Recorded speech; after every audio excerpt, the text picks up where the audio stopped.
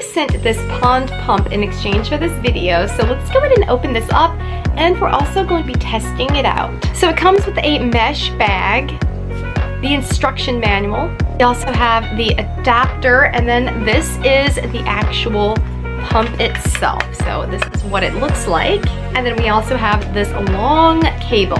This pump is 4,700 GPH, and this is a 32.8 foot cable. It has a 19-foot max height limit, and it's IPX8 water resistant with low noise and a high 100 GPH. And this is a 32.8 foot cable. It has a 19-foot max height limit, and it's IPX8 water resistant with low noise and a high output.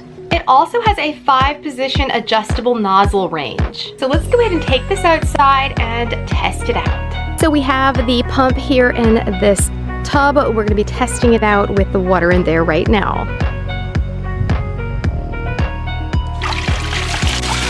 Wow, so that is going to make a really awesome water display.